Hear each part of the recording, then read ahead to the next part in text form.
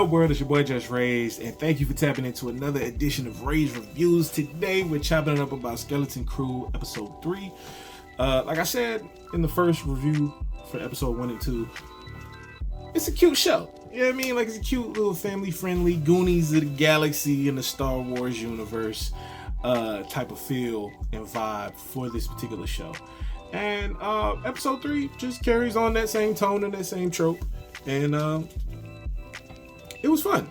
It was fun. We picked up with the parents of all the children that ended up getting on the ship in Episode 1 and 2. We see them meeting back on that island and having a meeting with looks like a droid, pretty much giving them their information as to what transpired and how the ship has now gone beyond the barrier, and the superiors say that it's too risky for them to go after them. And of course, all the parents are concerned because it's their kids, and they're just like, well, we're gonna talk to the superiors. And you see Wim's dad just kind of zoned out and just thumbing through the thoughts in his head, and he's just kind of like, you can see him really concerned about how he's gonna get his boy back. And as a father, I feel that. I feel that 1,000%. If my kids got blasted off into space and went past a barrier to where I don't know where they at no more, I'd be concerned too. So it was just dope to just get a sense of the angst and the worry in the parents. That was cool. Then we cut to the squad, of course, back on the ship. We don't see them back on the ship. We actually see them breaking out of the jail cell since Jedi got the keys. Jedi, of course, is Jude Law's character. And we see them pretty much scurrying their way along, trying to hide. And of course, they're kids, so they easily get distracted. We see Neel get distracted in a big group, and Jude Law's character, Jedi, had to go and retrieve them again. But they scurry along to the ship.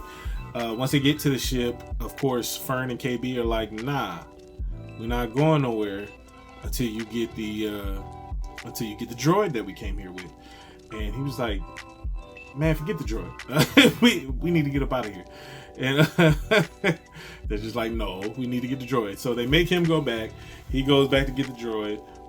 In the process of him going back to get the droid, he gets spotted. And of course, everybody's alerted. And his old crew that locked him up in the first place starts to chase him. He's able to get out of there with the droid by the hair on his chinny chin. And we see him trying to make maneuvers to get up out of the spaceport. But he's stuck to a fuel line. The fuel line's still locked in place. So he ends up doing a maneuver, snaps the fuel line, ends up causing damage to other ships, and they break up out of there. And it was just this whole episode was just a fun time. We see him pretty much having a conversation with the kids, exploring the ship. You can obviously see Wim is super hopeful. He's like, oh, he's a Jedi, we can trust him. Neel, that's Wim's best friend, so you know he's gonna go with whatever Wim says. And Fern and KB ain't here for it. Fern and KB don't trust Jedi as far as they can throw him. And KB's like, I ran the data analysis on your chances of being Jedi, and it's super slim. And Jedi's like, hey man, sometimes you gotta trust your gut. And we just see throughout the episode, KB and Fern ain't rocking with Jedi. Even the droid isn't rocking with Jedi, but Wim and Neel are super hopeful that he's a Jedi, he's trustworthy. Of course, we know he's not, but it's interesting to see. He really just seems like a force sensitive form of pirate. So it's just funny to see the innocence of a child look up to him like, no, he's a Jedi though. Like, he's a Jedi. It's like, nah, little homie, he's not. he's not a Jedi. He ends up putting coordinates to go to a specific location. This particular location is to a friend, or so he says. This friend's name is Kayem or Kim. I think it's Kayem. But it's like an owl. She's like an owl-like creature, but she also has like feline features as well. So it's kind of interesting, her design, but she looks adorable. I will say that. Like I said before in several videos, if there's one thing Star Wars knows how to do is create adorable looking alien creatures. And they hit again. They hit with Neel and his whole family, and now they hit again with Kayem and her whole shtick. She's good with charting out maps and finding. She's good with charting maps, pretty much, and finding things that are known to be lost to history or whatever. Like she's good with astrology and stars and creating star maps and stuff like that. So he goes there. He's like, I'm sure she could help for us to find how to get you guys home. And so they get there or whatever. She invites him in. They talk. They reminisce. And she pretty much does what she does in her computer, trying to figure out how she can find Ad-Adin. She gets some hints from the kids, from the logo on their clothes and all that. And that was actually kind of interesting. And then Jad realizes that something's a little fishy and realizes that she's actually trying to hold them at her location so the police can come, or the New Republic can come and arrest Jad and get the kids back to where they need to go. And of course, he ain't having none of that. So Jad and Kayem end up fighting, and she ends up calling him like Crimson Jack or something like that. I'm assuming that's one of his pirate names. And it was interesting because we hadn't heard anybody refer to him as such so far in the show. So it was just interesting that she dropped that bar on us. But they end up escaping.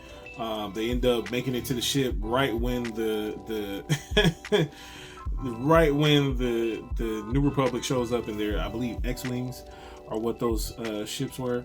I think those were X-Wings. I don't remember. I'm not good with the spaceships. Forgive me. But they pulled up into spaceships. So they started chasing Jad's character in the ship with the kids. And while they're making their great escape, Jad teaches the kids how to use the turrets on the ship. So they're using the turrets. You got Wim and Fern in there using the turrets, while he has Neel and KB helping him with the navigation and monitoring certain levels, so that way they can escape into hyperspace. And it's funny because I don't know if it was Fern or if it was Wim that actually hit one of the ships, but one of the ships ends up going down. It didn't blow up, but he ended up landing the plane. And Kayem pulled up to him and was like, "Hey, what's going on? What you doing? Why you shot?" He's like, "Hey man, it's too risky to be shooting at them and chasing them with the kids on board. We can't have the kids out there like that." And it was just funny. He was like, "Do you even know where they're going?" And she was just like, "If I told you, you wouldn't even believe it." And that's pretty much how the episode ends.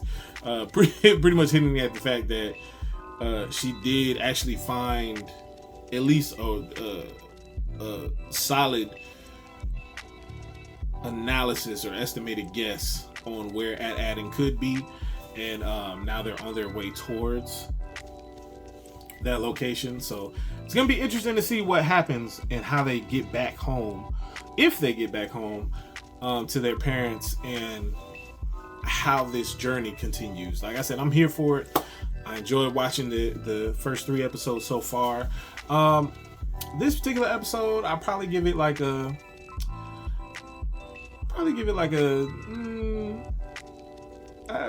I'd say a 7.5, maybe a 7, like a strong 7, a soft 7.5. It was, like I said, it was a fun time, man. It was a fun time. I like how some of the effects. I was talking to one of my homies. He was saying he noticed the same thing about the CG, how it's wonky in certain scenes, certain edits.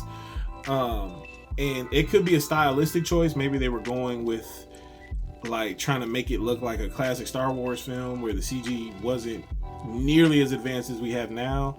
I kind of think it's for budgetary reasons, because they spent so much money on the Acolyte that they was like, nah, we're not spending that much money on Skeleton Crew. So it's like some of the CG has been like real, but so far, like I said, I give episode 3 a 7, strong 7, soft 7.5.